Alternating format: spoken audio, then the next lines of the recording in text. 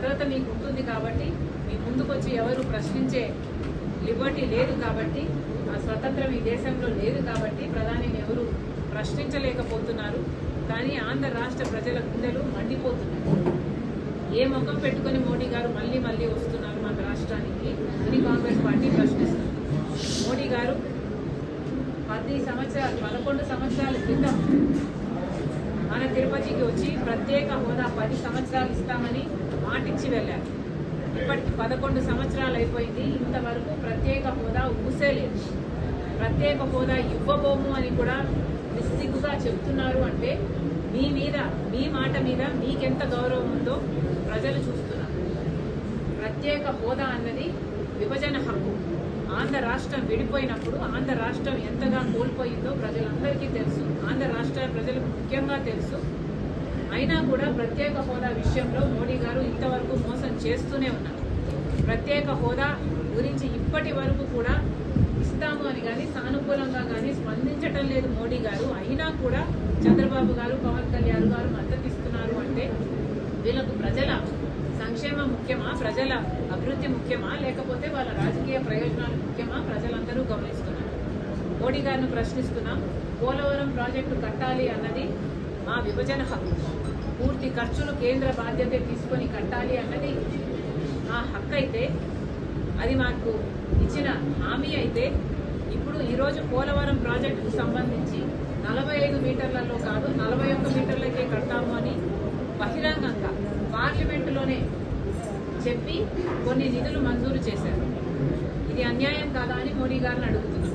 Polavaram project 45 మీటర్ల నీళ్ల నిల్వ ఉంటేనే అది గ్రావిటీ బేస్డ్ ప్రాజెక్ట్. ఇలా 41 మీటర్ల కట్టే అది లిఫ్ట్ ఇరిగేషన్ ప్రాజెక్ట్ అవుతుంది, ఒక బ్యారేజ్ అవుతుంది. అసలు పోలవరం ప్రాజెక్టు ఎసెన్స్ ని, దాని స్పిరిట్ ని మొత్తం పూని చేస్తున్నారు మోడీ గారు.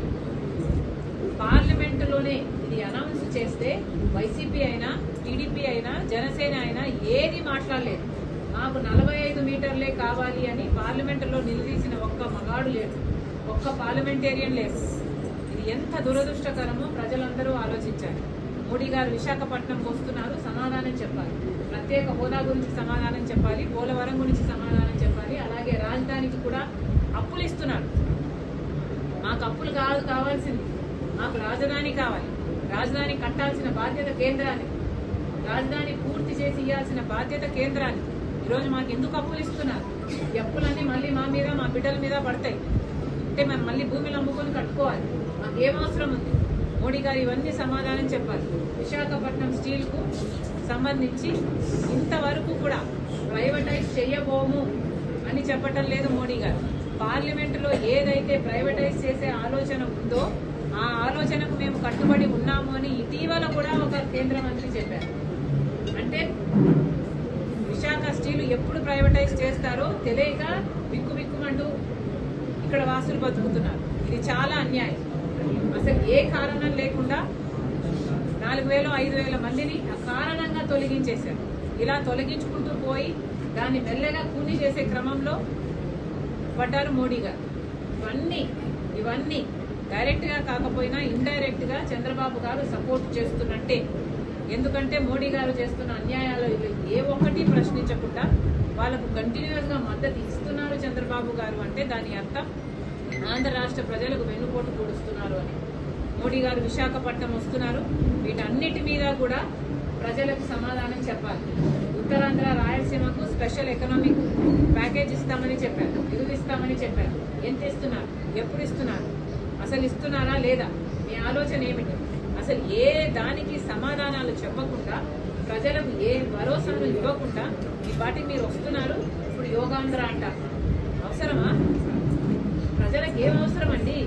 అది కదా మీరు చేయాల్సింది. ప్రజల పల్సును, ప్రజల నాడిని అర్థం చేసుకోలేని నాయకులు మీరు ఏమి నాయకులు? మళ్ళీ కాంగ్రెస్ పార్టీ డిమాండ్ చేస్తుంది, మోడీ గారు వస్తున్నారు, వీటన్నిటికీ సమాధానం చెప్పాలని కాంగ్రెస్ పార్టీ మోడీ గారిని డిమాండ్ చేస్తుంది. మొన్న జరిగిన జగన్మోహన్